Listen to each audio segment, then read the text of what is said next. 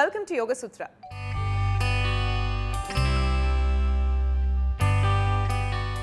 ఇవాళ యోగ సూత్రలో కృష్ణ గారు మనందరికీ ఏ ఆసనం పరిచయం చేయబోతున్నారో చూద్దామా?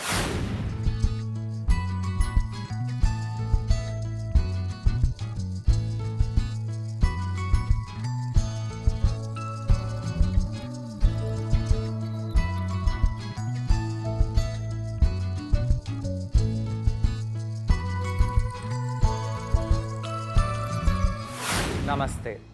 యోగా సూత్రాల్లో ఈరోజు మనం చేసే ఆసనము సేతుబంధాసనము. సేతుబంధాసనంలో మనము మొత్తం సేతుబంధాసనం చేయకుండా ఒక కాల్ని ఆకాశం వైపు పైకి తీసుకెళ్తున్నాము.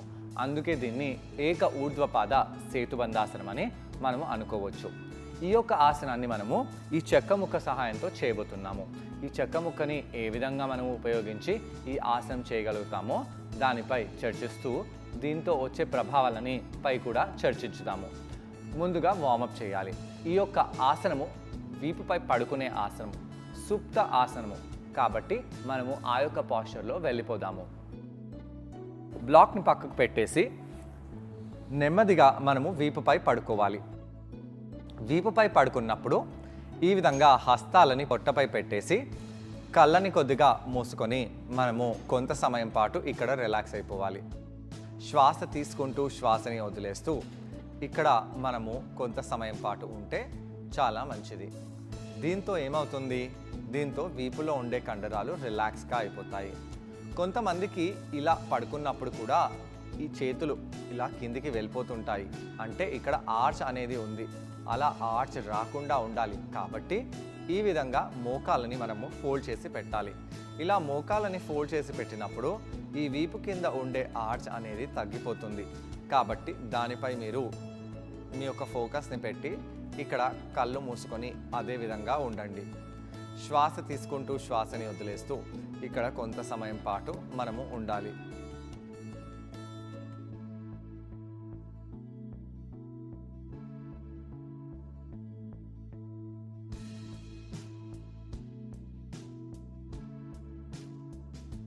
దాని తర్వాత నెమ్మదిగా మనము పృష్ఠభాగాలని పైకి లేపుదాము. ఈ విధంగా పృష్ఠభాగాలని పైకి లేపినప్పుడు తొడలని కొద్దిగా దగ్గరగా తీసుకొని రావాలి. ఇలా తొడలని దగ్గరగా తెచ్చి ఈ పృష్ఠభాగాలని పైకి లేపడాన్ని మనము సేతుబంధాసనం అని అంటాము. ఈ ప్రారంభిక దశని మనము వార్మప్గా ఉపయోగించుకొని ఈ యొక్క ఆసనంలో కొంత సమయం పాటు ఉండాలి. అయితే చాలామంది వ్యక్తులు ఈ యొక్క పృష్ఠభాగాన్ని ఈ విధంగా హైట్లో లేపుతారు. అలా హైట్లో లేపకూడదు. పృష్ఠభాగము మోకాళ్ళ హైట్ కంటే కొద్దిగా కిందే ఉండాలి. తొడలు బాగా దగ్గరగా వచ్చేటట్టుగా చూస్తూ ఇక్కడ అలానే ఉండండి. నెమ్మదిగా కిందికి వెళ్ళేసి మళ్ళీ పైకి వచ్చేయాలి.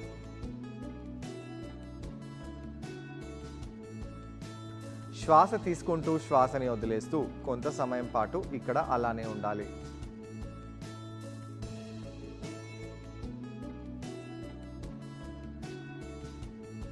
మళ్ళీ కిందికి వెళ్ళి పైకి వచ్చేసేయండి.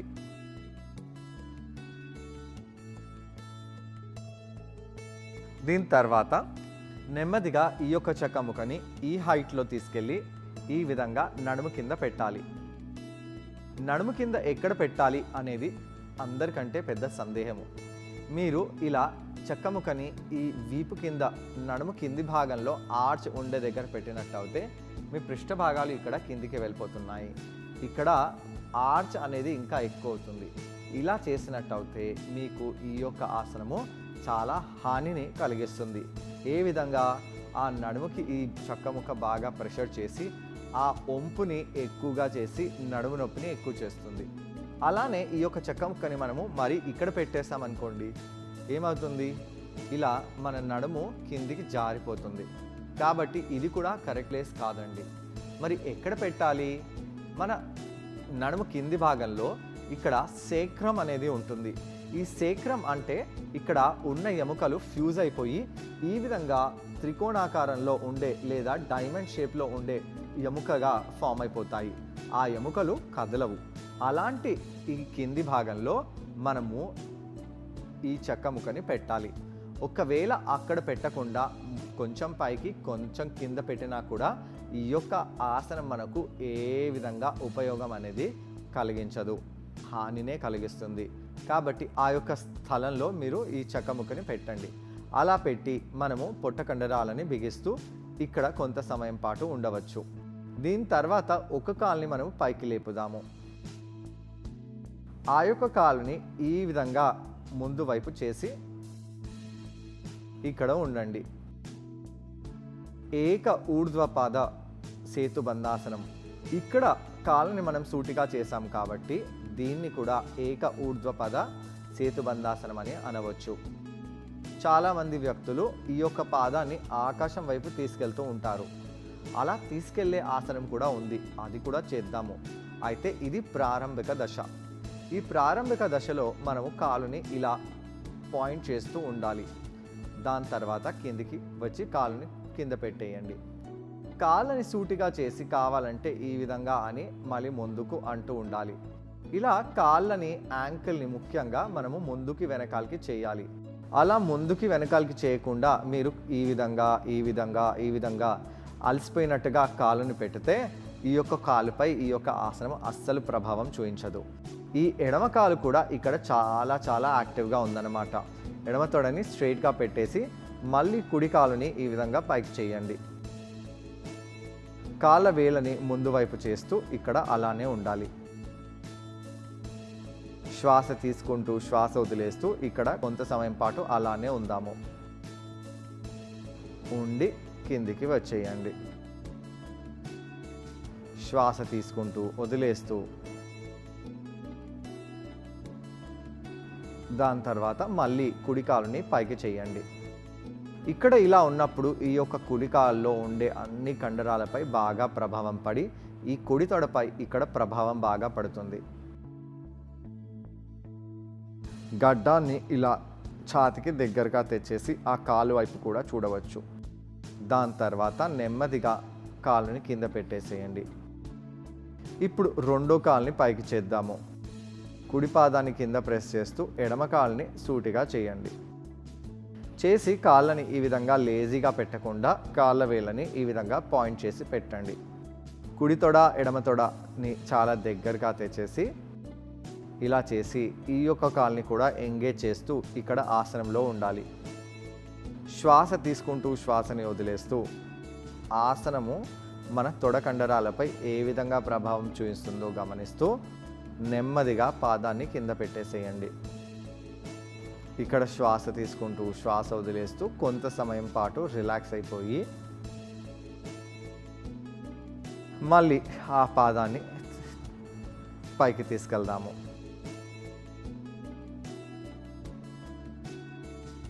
ఈ విధంగా కాళ్ళ వేళ్ళని పైకి చేస్తూ తొడ కండరంపై బాగా ప్రభావం పడేలాగా ఈ యొక్క సేతుబంధాసనాన్ని మనము ఉపయోగించుకుంటున్నాము. ఇలా ఆసనం చేస్తే మనకు ఏమవుతుంది? ఇలా ఆసనం చేస్తే తొడ ముందు పై భాగంలో ఉండే కండరాలపై బాగా ప్రభావం పడుతుంది. ఆ కండరాలని మనకు ఏ విధంగా అవసరం పడతాయి? తొడ ముందు ఉండే కండరాలు నడుముని బాగా స్టెబిలైజ్ చేయడానికి, నడుములో ఫ్లెక్సిబిలిటీని పెంచడానికి ఉపయోగపడతాయి. అలానే తొడ ముందు ఉండే కండరాలు మోకాలుని బాగా సంరక్షిస్తాయి. మోకాలుపై వెయిట్ పడి మోకాళ్ళల్లో నొప్పులు ఉన్నవాళ్ళు ఒకవేళ ఈ ఆసనం చేసినట్టయితే వాళ్ళ మోకాళ్ళ నొప్పులు చాలా మటుకు తగ్గిపోయే ఛాన్సెస్ కూడా ఉంటాయి. ఎందుకంటే మోకాలు బలంగా ఉండాలంటే ఈ యొక్క తొడ కండరాలు బాగా పని చేయాలన్నమాట.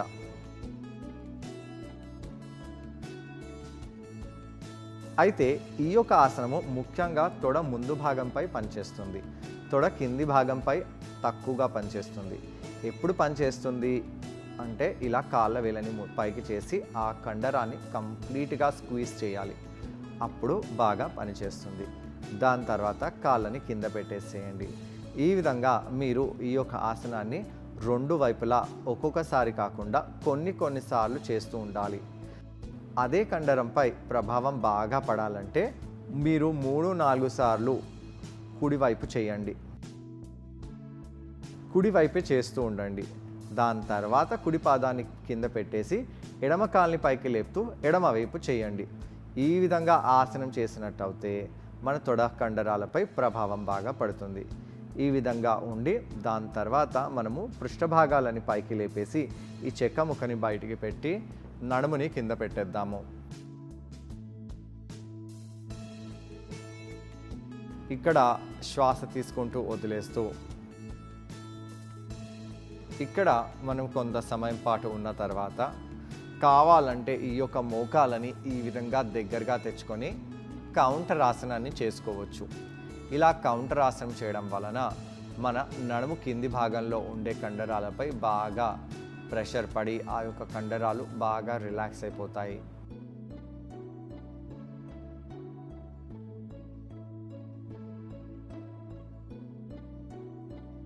దాని తర్వాత నెమ్మదిగా పాదాలని సూటిగా చేసేసి శవాసనంలో రిలాక్స్ అయిపోవాలి. ఈ ఆసనాన్ని ట్రై చేయడానికి కృష్ణ గారితో పాటు నేను కూడా జాయిన్ అవబోతున్నాను. నన్ను కృష్ణ గారిని చూసి ఈ ఆసనాన్ని ఒకసారి మీరు కూడా ట్రై చేయండి. నమస్తే. యోగా సూత్రాల్లో చేసే ఆసనం పేరు ఏక ఊర్ధ్వపాద సేతుబంధాసనం. సేతుబంధాసనంలో ఎన్నో రకరకాలుగా వేరియేషన్స్ ఉన్నాయి. దాంట్లో ఒకటి ఏక ఊర్ధ్వపద. వీపుపై పడుకునే చేసే ఆసనాలలో అతి ముఖ్యమైన ఆసనము సేతుబంధాసనము. ఈ యొక్క ఆసనము మన నడుము కండరాలకి చాలా స్థిరత్వాన్ని, బలాన్ని తెస్తుంది. ఈ యొక్క ఆసనాన్ని మనము ఈ చక్కముఖ సహాయంతో చేయబోతున్నాము. ఏ విధంగా చేయాలి, దీంతో వచ్చే బెనిఫిట్స్ ఏంటి చర్చిస్తూ ఈ ఆసనం చేయాలి. ముందుగా మనము వీపుపై పడుకోవాలి. వీపుపై పడుకొని కాళ్ళని ఫోల్డ్ చేసి పెట్టండి. వీపుపై పడుకొని కాళ్ళని ఫోల్డ్ చేసి పెట్టండి.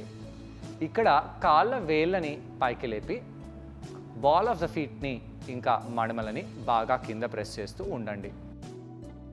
ఇలా చేయడం వలన వీపులో ఉన్న వంపు తగ్గిపోతుంది. శ్వాస తీసుకుంటూ శ్వాసని వదిలేస్తూ కొంత సమయం పాటు ఇక్కడ అలానే ఉండాలి. శ్వాసని దీర్ఘంగా తీసుకోండి, దీర్ఘంగా వదిలేయండి. కొంత సమయం పాటు ఈ విధంగా ఉన్న తర్వాత పాదాలని మ్యాట్పై ప్రెస్ చేస్తూ పృష్ఠభాగాలని పైకి లేపాలి. ఈ విధంగా పృష్ఠభాగాలని పైకి లేపి తొడలని దగ్గరగా తెచ్చి పెట్టండి.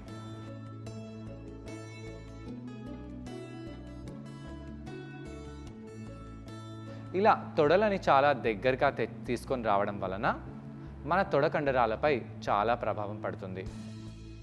శ్వాస తీసుకుని శ్వాసని వదిలేస్తూ ఇక్కడ కొంత సమయం పాటు ఉండి నెమ్మదిగా మీ పృష్ఠభాగాలని కిందికి తీసుకొని రండి. మళ్ళీ పైకి తీసుకొని వెళ్ళండి.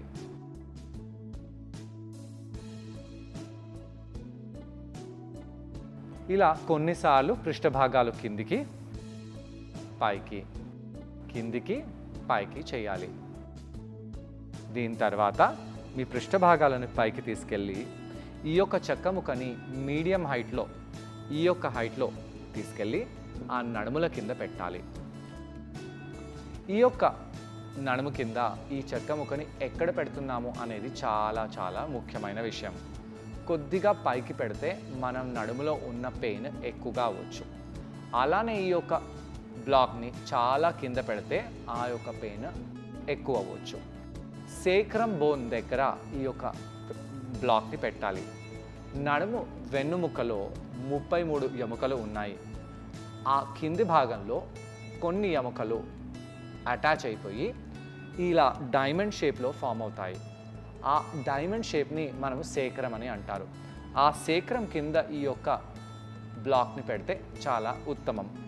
అలా అక్కడ బ్లాక్ని పెట్టండి. మన బటక్స్ స్టార్ట్ అయ్యే దగ్గర, అంటే పృష్ఠభాగాలు స్టార్ట్ అయ్యే దగ్గర, ఈ యొక్క స్టార్ట్ అయ్యే దగ్గర కంటే కొంచెం పైన ఈ బ్లాక్ని పెట్టాలి. ఈ విధంగా బ్లాక్ని పెట్టి ఆసనంలో ఉండండి. దీని తర్వాత మనము కొంత సమయం పాటు అలానే ఉండాలి. ఇప్పుడు పాదాలని మ్యాట్పై కింద ప్రెస్ చేస్తూ నెమ్మదిగా కుడి కాలుని ఆకాశం వైపు పైకి లేపండి.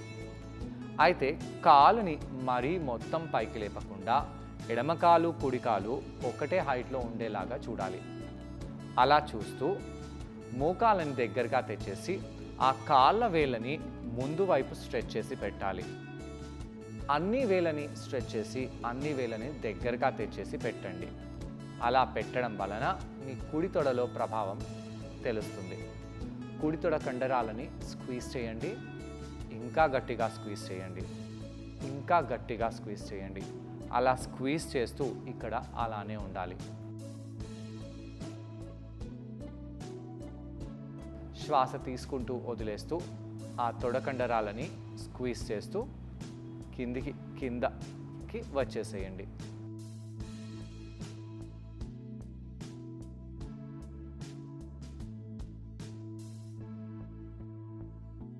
ఇదే ఆసనాన్ని రెండోసారి చేద్దాము. అదే కుడి కాల్ని పైకి లేపి కాళ్ళ వేలని ముందు వైపు చేసి ఇంకొద్దిగా పైకి తీసుకొని రండి. రెండు తొడలు ఒక హైట్లో ఉండేలాగా పెట్టేసి తొడని స్క్వీజ్ చేయాలి. శ్వాస తీసుకుంటూ వదిలేస్తూ ఇక్కడ అలానే ఉండండి.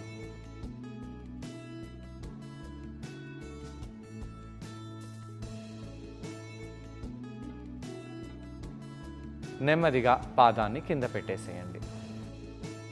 కుడి పాదాన్ని కింద పెట్టేసి ఎడమ పాదాన్ని పైకి తీసుకొని వెళ్ళండి. కాళ్ళ వేలని ముందు వైపు స్ట్రెచ్ చేసి తొడని స్క్వీజ్ చేస్తూ ఇక్కడ అలానే ఉండాలి. ఆ ఎడమ తొడ కండరాలని స్క్వీజ్ చేస్తూ ఇక్కడ అలానే ఉండండి.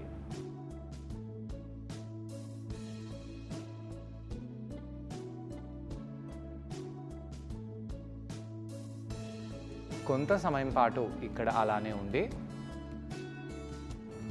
నెమ్మదిగా పాదాన్ని కింద పెట్టేసి మళ్ళీ ఈ యొక్క ఆసనాన్ని ఇంకోసారి చేద్దాము. ఎడమ కాల్ని పైకి లేపండి. శ్వాస తీసుకుంటూ శ్వాస వదిలేస్తూ ఇక్కడ కొంత సమయం పాటు అలానే ఉండాలి. తొడ ముందు భాగంలో ఉండే కండరంపై ఈ యొక్క ఆసన ప్రభావం చూపిస్తుంది. ఈ తొడ ముందు ఉండే కండరాలు మోకాళ్ళ కండరాలకి సపోర్ట్గా ఉంటాయి. కాబట్టి ఈ కండరాలపై పనిచేయడం వలన మనకు మోకాళ్ళ నొప్పులు తగ్గిపోవడం అనేది అవుతూ ఉంటుంది. అలానే ఈ బ్లాక్ని నడుము కింద పెట్టాము కాబట్టి నడుము కింద ఉన్న కండరాలపై ప్రభావం పడి అక్కడ స్పేస్ అనేది క్రియేట్ అవుతుంది. దాంతో నడుము బాగా నిటారుగా అవుతుంది. దీని తర్వాత పృష్ఠభాగాలని పైకి చేసి నెమ్మదిగా ఈ యొక్క బ్లాక్ ముక్కని బయటికి తీసుకొని రండి. అలా చేసి కిందికి వచ్చేయండి. చూసారు కదండి, ఈ ఆసనం పేరు ఏక ఊర్ధ్వ పాద సేతుబంధాసనం. ఈ ఆసనం చేయడం వలన కాళ్లకు నడుముకు చాలా మంచిది. కాళ్ళు బాగా స్ట్రెంథన్ అవుతాయి, నడుము కండరాలు కూడా బాగా ఫ్లెక్సిబుల్గా తయారవుతాయి. అలాగే మోకాళ్ళ నొప్పులున్న వారికి ఈ ఆసనం చాలా మేలు చేస్తుంది. ఇలా రాగానే మన వీపు నిటారుగా అయిపోయినట్టుగా మనకు తెలుస్తుంది. కొంత సమయం పాటు ఇక్కడ అలానే ఉండండి. శ్వాస తీసుకుని శ్వాసని వదిలేస్తూ ఉండండి. దాని తర్వాత మీ రెండు మోకాళ్ళని హక్ చేసుకొని కొంత సమయం పాటు ఈ యొక్క కౌంటర్ ఆసనం చేయండి.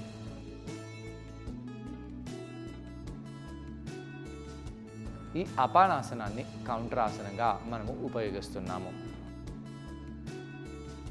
దాని తర్వాత పాదాలని స్ట్రైట్గా చేసేయండి,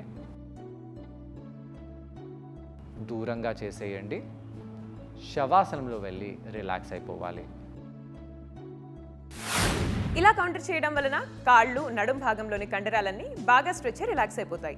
ఇవాల్టి యోగ సూత్రలో కృష్ణ గారికి మనం అడగబోయే ప్రశ్న ఏంటంటే, ఈ ఆసనం చేసేటప్పుడు మనం ఎటువంటి జాగ్రత్తలు పాటించాలి? ఈ ప్రశ్నకు సమాధానం కృష్ణ గారిని అడిగి తెలుసుకుందాం. ఈ ఆసనం చేసేటప్పుడు మనము ఎలాంటి జాగ్రత్తలు తీసుకోవాలి? ఈ ఆసనం చేసేటప్పుడు ఈ చెక్క ముక్కని మనము ఏ హైట్లో పెడుతున్నామో, ఎక్కడ పెడుతున్నామో అనేది అతి జాగ్రత్తగా గమనించి మీరు ఆ చెక్క ముక్కను పెట్టండి. ఈ చెక్క ముక్క పెట్టడం వలన మీ నొప్పి ఎక్కువ అవ్వచ్చు. కాబట్టి స్థిరంగా ఉండే ప్లేస్లో పెట్టాలి. అదే కాకుండా ఈ చెక్క ముక్క మీకు చాలా కష్టంగా అనిపిస్తే ఇంతే హైట్లో ఉండే ఏదైనా బెడ్షీట్ని కానీ, బోల్స్ని కానీ, దిండుని కానీ పెట్టుకొని కూడా మీరు ఈ ఆసనం చేయవచ్చు. కానీ చెక్క ముక్కతో సహాయంతో చేసే ఆసనము చాలా స్పెషల్గా ఉంటుంది. ఎందుకంటే ఇది ఇచ్చే స్ట్రెచ్ వేరే దిండు అలాంటివి ఇవ్వవు. ఈ ఆసనం చేసినప్పుడు మనము తొడకండరాలని బాగా బిగిస్తూ కింద ఉన్న పాదాన్ని బాగా ప్రెస్ చేసి పెట్టాలి. అలా చేయలేని సమయంలో ఆ స్ట్రెచ్ తొడపై పడకుండా నడుముపై పడుతుంది. ఆ యొక్క స్ట్రెచ్ మనకు అంత మంచిది కాదు. ఇలాంటి జాగ్రత్తలను మీరు తీసుకొని ఈ ఆసనం చేస్తే చాలా మంచిది. సో చూసారు కదండి, ఇవాల్టి యోగ సూత్రలో ఏక ఊర్ధ్వపాద సేతుబంధాసన. ఈ ఆసనాన్ని మీరందరూ తప్పకుండా ట్రై చేసి దీనివల్ల వచ్చే లాభాలను మీరు కూడా పొందండి. తిరిగి రేపటి ఎపిసోడ్లో మరో ఆసనంతో మరికొన్ని బెనిఫిట్స్తో మళ్ళీ కలుసుకుందాం. అంతవరకు stay fit and be healthy. Bye.